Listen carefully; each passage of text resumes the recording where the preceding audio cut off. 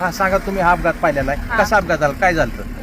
पहिल्यांदा ते आलेलं विमान आणि पहिल्यांदा असं वरून गेलतं, तेव्हा ते चांगलं होतं. नंतर आम्ही घराच्या बाहेरच होतो, आम्ही गुरांना खायलाही टाकलं आणि घरानंतर आलो तर आम्ही बाहेर होतो आणि ते विमान गेलेलं असं खालून आलेलं आणि खालून असं ते खालून आलं आणि ते बरोबर वरती जायचं, ते असं खाली त्याला अटॅक झालं. ते बरोबर म्हणजे 8:45 तेव्हा वाजलेल्या आणि त्याचा म्हणजे आम्ही पाहिलं, पण एवढा मोठा त्याचा असा स्फोट झाला ना की आमच्या घरापर्यंत आला.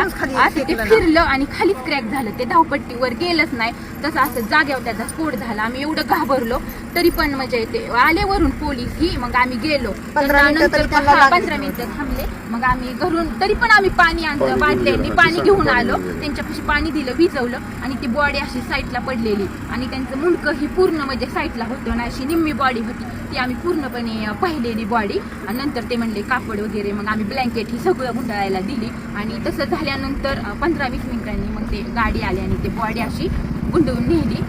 ते वाईट झालं, ते बघितल्याला आम्ही खूप घाबरलो. तुम्ही काय बघितलं?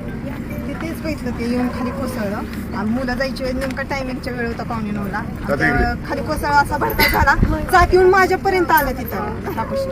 काही आम्ही घाबरलो, पोरही आम्ही पळत सुटलो, पण काहीच उपयोग नव्हता तोपर्यंत. ते पर्यंत सगळं हे झालं होतं, बस्ट झालं होतं त्याचं. आम्ही म्हणजे काहीच करू शकलो नाही, आता फक्त पाहिलेलं जागेवर गेले. काहीच राहिलं.